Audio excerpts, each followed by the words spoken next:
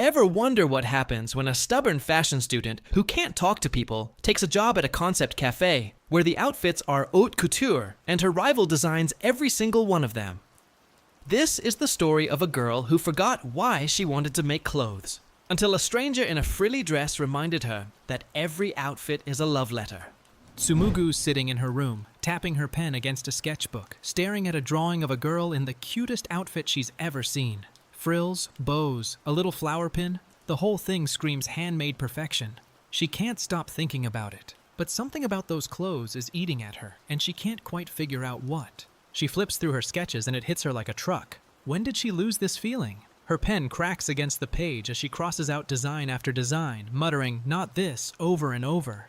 She needs something that'll win over the judges, but nothing in her sketchbook even comes close, and the frustration is starting to boil over.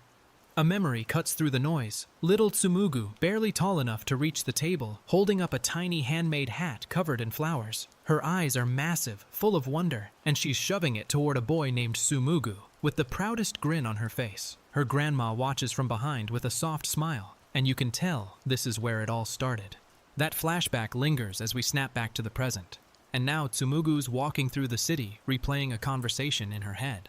Someone told her that the clothes she makes are like love letters, and she's clearly not sure how to take that. Her colleague who designed that concept cafe outfit is chasing the same dream she is, which only makes the pressure worse. The girl in the frilly outfit is practically bouncing off the walls, explaining her whole deal. She's a waitress at a concept cafe called Runway Cafe, and this is her work uniform. Tsumugu's brain immediately shifts from cute idol to cute waitress, and the gears start turning. She blurts out that she wants to make something like that outfit, and you can see the obsession reigniting in real time. But then reality checks in hard. Tsumugu doesn't need a design for a person, she needs one for a competition. The cafe girl asks who she's designing for, and Tsumugu goes quiet because she genuinely doesn't know anymore. Clothes aren't supposed to be for no one, and that question cuts deeper than either of them expected. The cafe girl is a walking disaster, and Tsumugu is rapidly figuring this out. She cheerfully explains how her senpai threatens her every time she botches a repair, and Tsumugu just stares with the most deadpan expression humanly possible. The girl sparkles, literally sparkles, while describing workplace violence, and Tsumugu's internal alarm bells are screaming. Tsumugu clocks something that makes her snap out of her creative spiral entirely. The cafe girl's skirt is ripped and her knees are bleeding. She calls it blasphemy against clothes, which is maybe the most Tsumugu sentence ever spoken. Without even asking permission, she declares she's fixing that skirt right now, and the sewing kit is already out before the girl can blink. The cafe girl panics because she's the reason Tsumugu scraped her knees in the first place. She bolts to find a first aid kit, apologizing at full volume while sprinting away. But Tsumugu isn't having it. She grabs the girl mid-escape with a look that says, "You're not going anywhere until I fix these clothes." The cafe girl is absolutely losing her mind with relief, arms in the air, screaming that she got her skirt fixed like she just won the lottery. Tsumugu is face down on the ground, completely drained, muttering that today is officially her unlucky day. The energy gap between these two is astronomical, and it's already the foundation of something great. Tsumugu ends up in Kabukicho 1st Avenue, which is the exact opposite direction from the craft store she was heading to. She's got a terrible sense of direction, and the day keeps piling on disasters like the universe is personally targeting her. She bumps straight into someone, and the sound effect alone tells you this is about to get worse. Back home, Tsumugu stares at her sketchbook in the dark with a weight on her chest that wasn't there this morning. She had so many clothes she wanted to make when she was younger, but now she can't remember what any of them looked like. The fashion competition deadline glows from a notice board.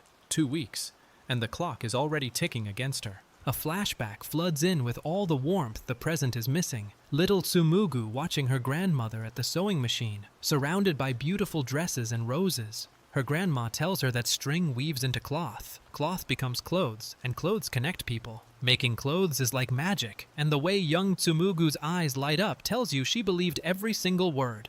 Someone hands Tsumugu a love letter, and her reaction is a hard, immediate "gah." Her friend roasts her instantly. She could have made 3 outfits in the time it took to write that letter. Tsumugu mutters that maybe she's been dreaming too much, and there's a sadness in that line that hits different when you know what she's giving up. Tsumugu stares at her own reflection in a window and drops the bombshell that changes everything.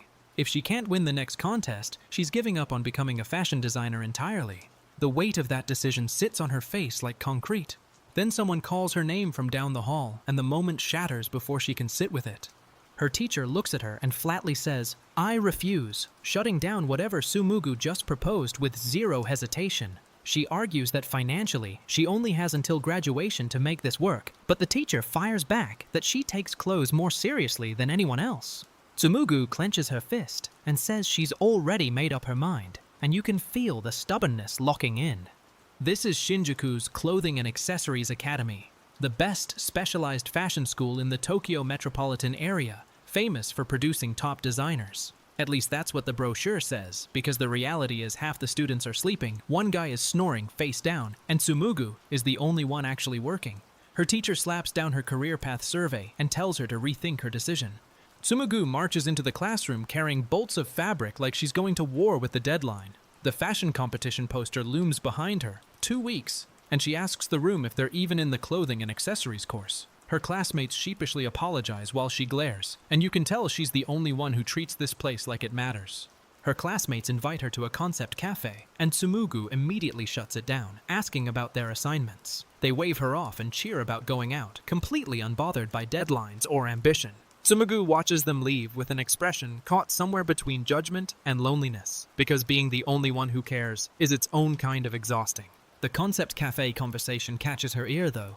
Themed cafes where the staff dress up in elaborate outfits like maids, butlers, and gothic Lolita. Her classmate is practically vibrating wanting to try the outfits on, and another one sighs about having broad shoulders. Someone asks, "Why don't you make it yourself?" And that question lands on Tsumugu like a second gut punch in the same week. 12:08 a.m.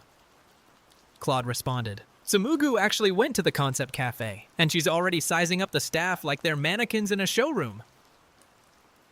Tsumugu actually went to the concept cafe, and she's already sizing up the staff like they're mannequins in a showroom. A gorgeous girl with long black hair strikes a pose and tells her she'll save up in no time, but Tsumugu isn't even listening. She's laser focused on the outfit, mentally dissecting every seam. She dismisses it instantly with a cold, "This for sure isn't it next," and you can tell the staff has never been evaluated quite like this before.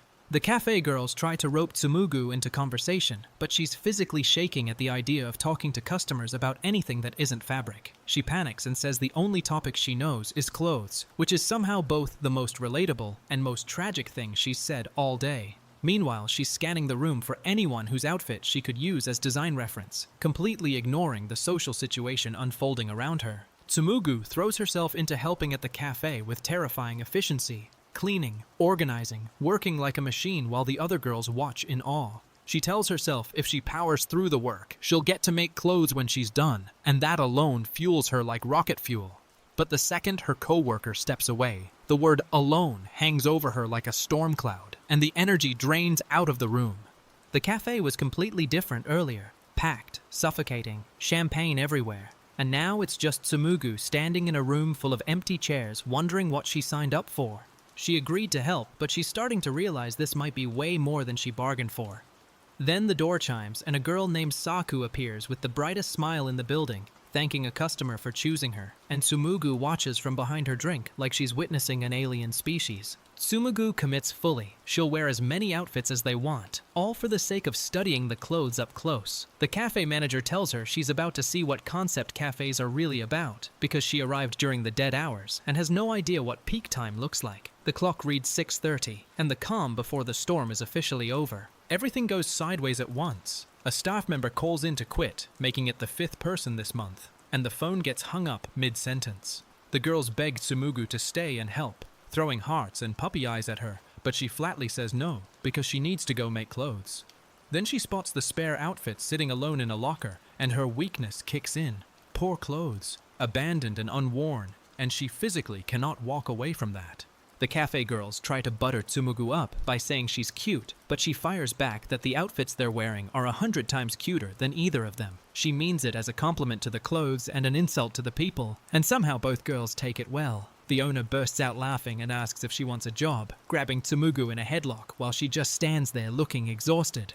Turns out there's a whole backstory here. The cafe owner recognizes Tsumugu as the girl from earlier who wanted to be a fashion designer. Saku is the one who proposed Tsumugu try on an outfit because she said she liked them but didn't understand how they worked. The owner gushes about how cute Tsumugu is while Saku beams in the background, and Tsumugu is clearly losing control of this situation by the second. The cafe is completely empty now, and Tsumugu can finally breathe. She scolds them for nearly undressing in front of where customers would be. Saku laughs and says now that Tsumugu isn't nervous anymore, they can actually talk normally. She asks what kind of clothes Tsumugu likes, saying she wants to get to know her through regular conversation, and there's something warm and disarming about her that catches Tsumugu off guard. Tsumugu opens up just a crack. She admits there's a designer she looks up to, blushing while she says it like she's confessing a secret. The outfits at this cafe remind her of that designer's work, and she says she likes them and wants to make that same kind of clothing.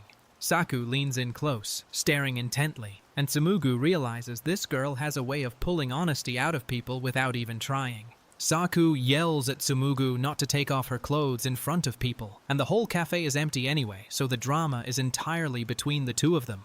Tsumugu mutters that her language slipped, embarrassed for the first time all day. Saku giggles and says she's been thinking that now they're comfortable, they should chat more, and she genuinely wants to get along, which is clearly foreign territory for someone like Tsumugu. Saku says she doesn't mind helping out, popping the buttons on her outfit with a confident grin, while Tsumugu just stares. There's a shift happening here. Tsumugu went from cold observer to someone who's actually invested in the people wearing the clothes. She grabs a drink and gulps it down, and for the first time it feels like she might actually stick around this place. Saku drops a detail that stops Tsumugu cold. Almost every girl their age who visits concept cafes is already in the business, so someone coming in fresh like Tsumugu is extremely rare. The owner says she's in love with that kind of innocence and asks Tsumugu point blank if she wants to work here. Tsumugu gulps, and you can see the gears turning as the offer starts to feel less like a joke and more like an actual opportunity.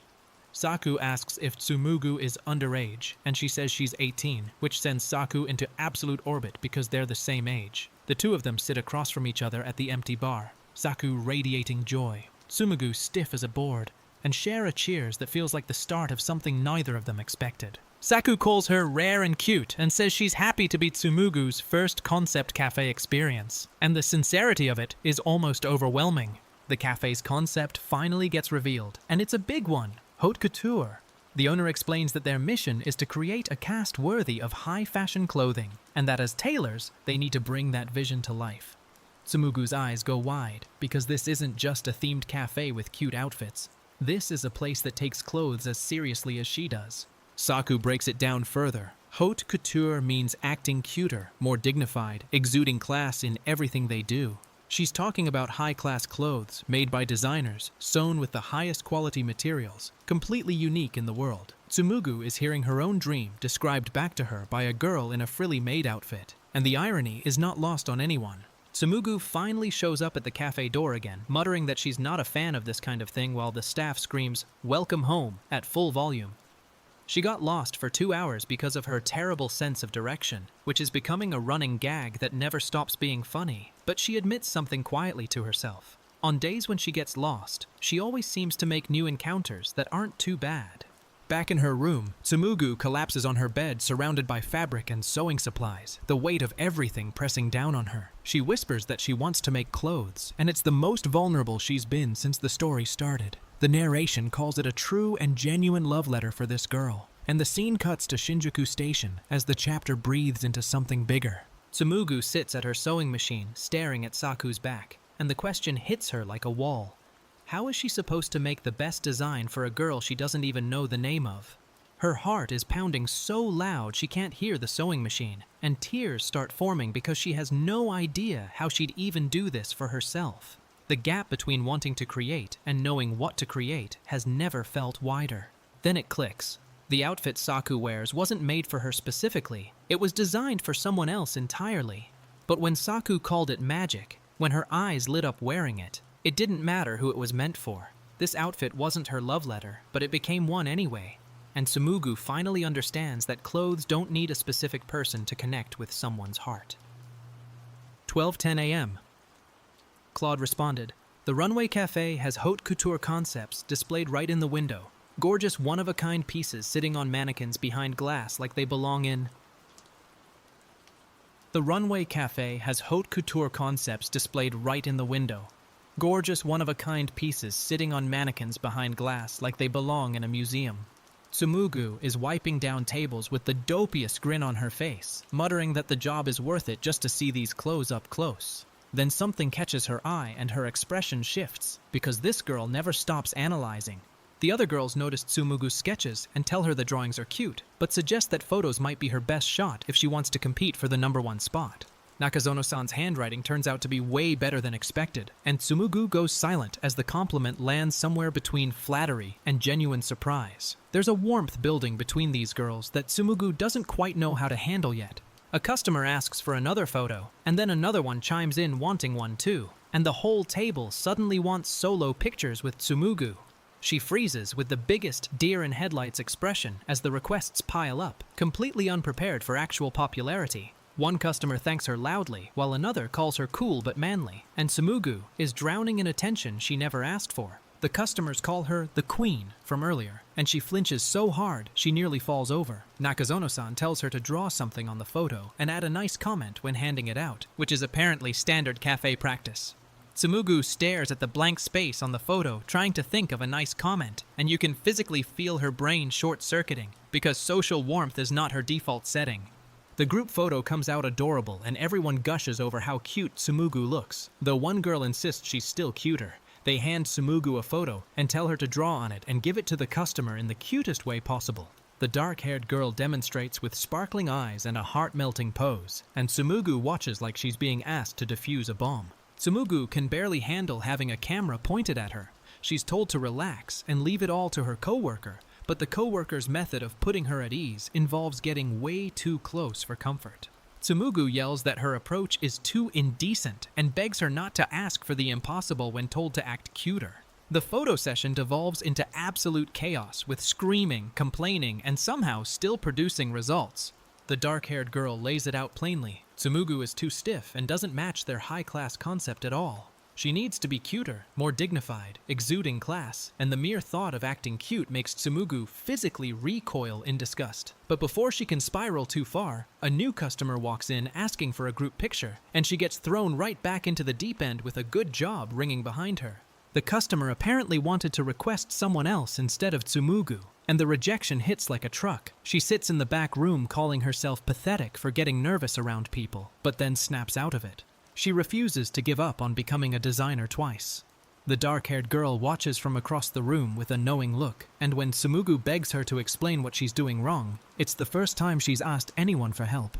A new customer walks through the door, a tired-looking office worker who says Runway Cafe is where he goes to relax after his corporate job. His one and only goal is to have the new employee's youth and innocence soothe his work-weary heart. Tsumugu steps forward with her heart pounding, delivers a stiff, "Welcome to Runway Cafe," and the customer calls her slightly impassive vibe a cool kind of cute. Tsumugu snaps into serious mode and declares she's going to become #1, no matter what, and she won't lose to anyone.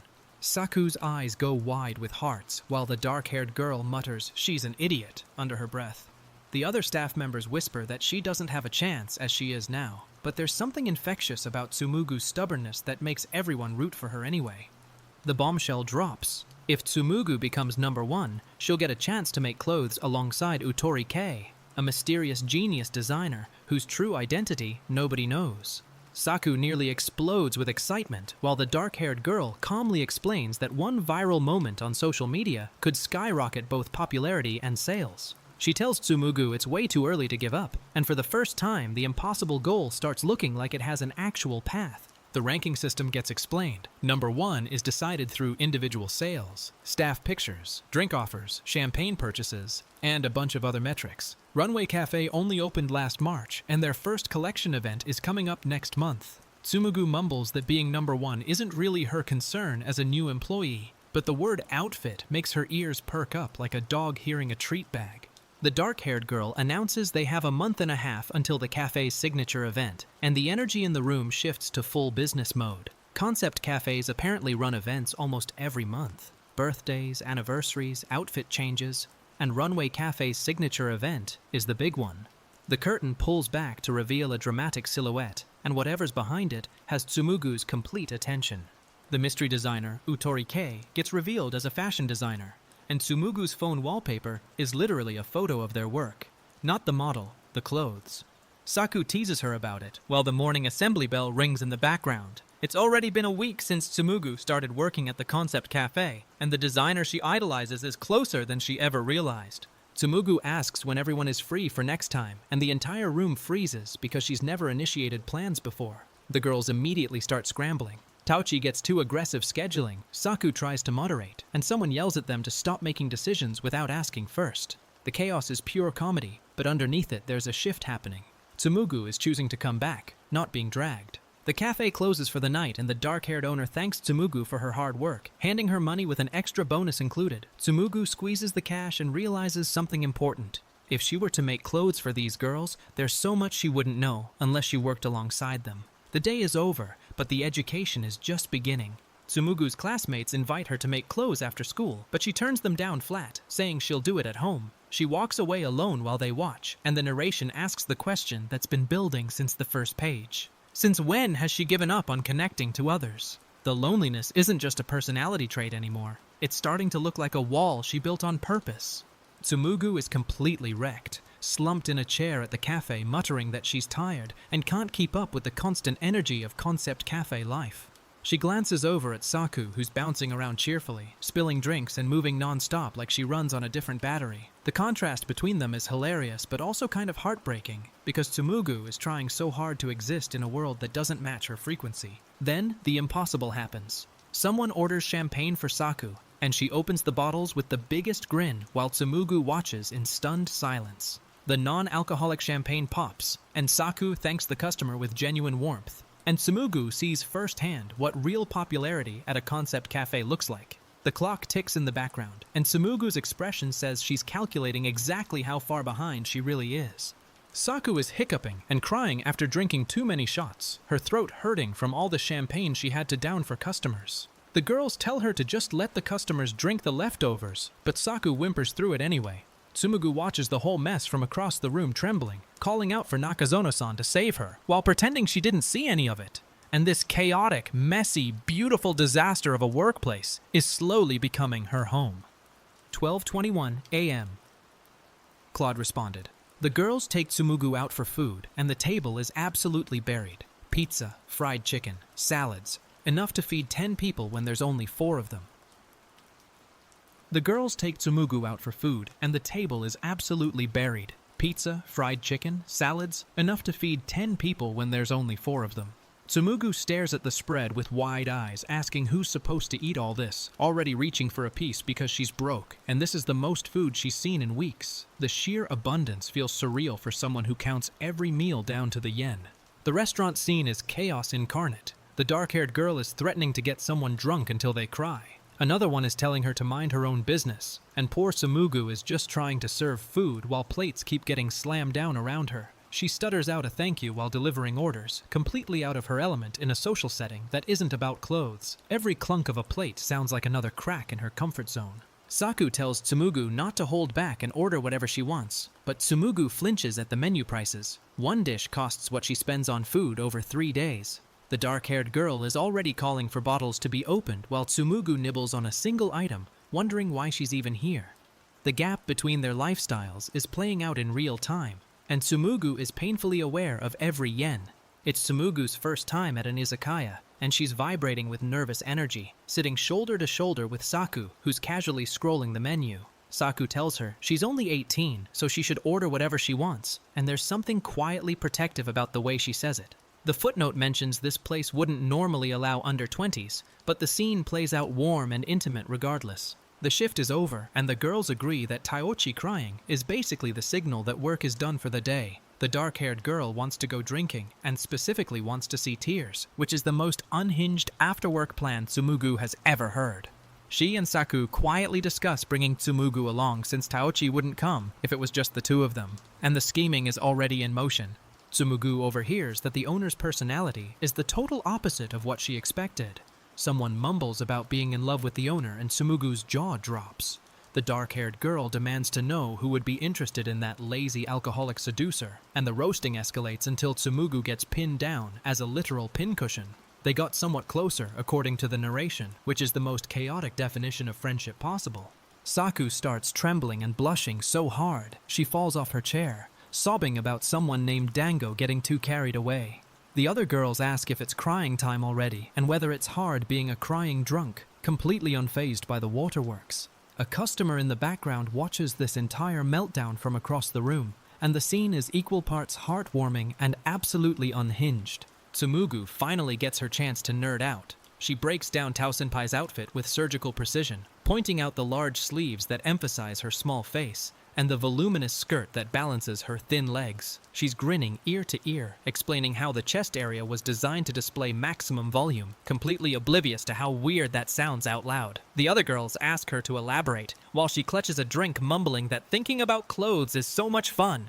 The narration lands on the thesis that's been building for chapters. An outfit is a love letter, conveying your feelings. Saku holds up a box and quietly declares she's Miki-san's #1, and the puzzle pieces literally click together in a visual metaphor. There's something clicking into place inside Tsumugu too, even if she doesn't have the words for it yet.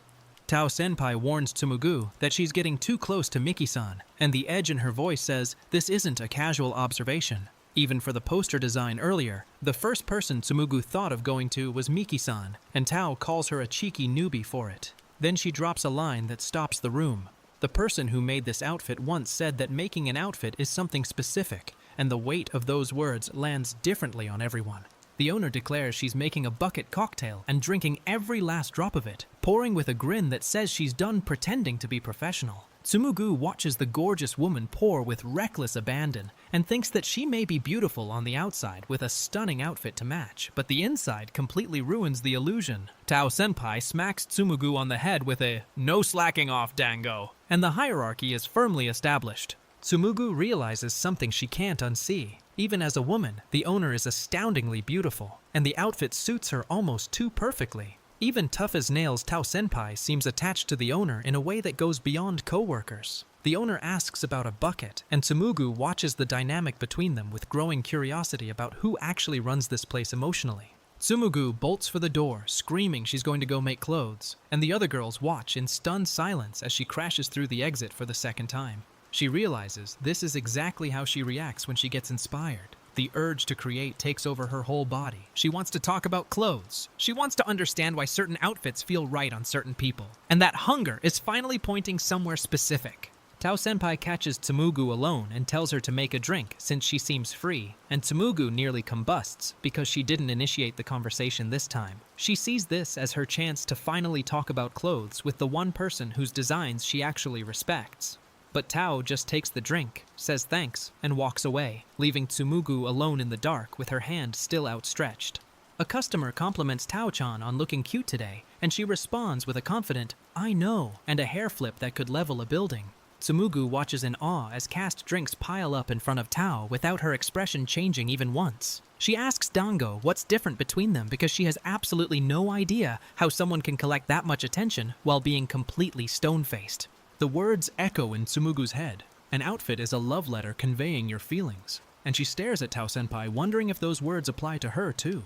Tao catches her staring and asks what's wrong, but Tsumugu just says it's nothing and looks away. The question lingers though. If clothes are a love letter, who is the person meant to receive Tao Senpai's? Tao sticks her tongue out with a playful "never mind" that throws Tsumugu completely off balance, because this girl's malicious side makes her impossible to read. Tsumugu admits she can never get a handle on Tao Senpai's personality, cold one moment, teasing the next. But whenever the owner is around, Tao practically sprouts ears and a tail, wagging with obvious devotion that contradicts everything else about her. Tsumugu is blushing furiously, admitting to herself that she actually wants to get along with Tao Senpai because her designs cater so perfectly to Tsumugu's tastes that it's driving her crazy. Tao calls her Dango and says she's replacing an old poster. She can have the old one if she wants.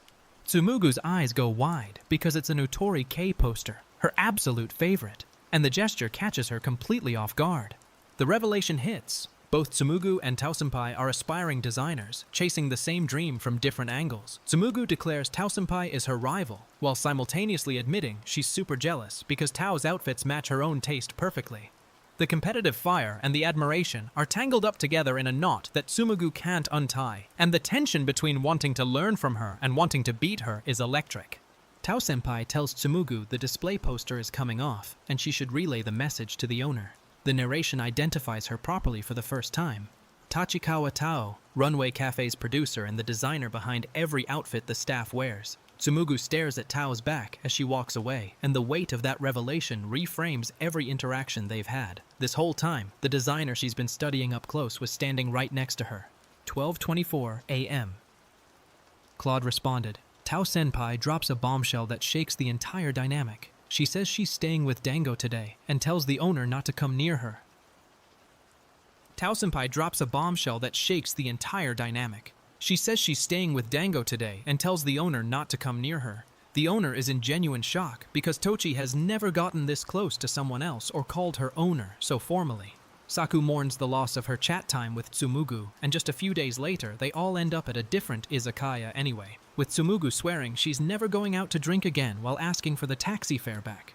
The owner is wailing that her wallet is completely empty after yesterday's bill, and she can't even afford food today, which is rich coming from someone who bought cigarettes that same morning. Two girls walk in and greet the group casually. Tsumugu goes, "Ah, hello," and something about their arrival makes everyone at the table tense up. Taochi is staring with an expression that says, "This night just got a lot more complicated." Tao-senpai stumbles through the door of the cafe hungover, throbbing head and all, and Tsumugu greets her with a cheerful, "Hello, Tao-senpai," that physically hurts to receive. She collapses against the doorframe, muttering that Miki-san forcing her to drink that much pisses her off, and the pain is clearly real. Tsumugu asks if she's okay with a worried laugh, and the scene cuts to a quiet moment between them that feels different from everything before. Tao-senpai leans in and rests her head against Tsumugu's, and both of them freeze. Question marks floating around their heads like neither one knows how this happened. The owner watches from across the room, heart pounding, wondering if Tsumugu would be upset if she hugged her. They miss the last train and need a taxi, and the next day card drops before anyone can process what just happened between these two. Saku wakes up sobbing at the izakaya, hiccuping that it tastes so bitter and that Miki-san woke her up from sleeping. The owner watches with dark, satisfied eyes and says this is exactly what she wanted to see. Taochi finally crying. It's deeply unhinged behavior delivered with the calm satisfaction of someone who considers emotional breakdowns a spectator sport. The owner tells everyone to listen to her, her face twitching with barely contained anger that nobody has seen before. She says if this is how they're taking it, she'll do what she wants, and grabs someone's arm with genuine force. Tsumugu panics and tries to intervene, asking if they're actually about to fight, and the entire room holds its breath because this is the first time the owner has dropped her lazy, seductive persona.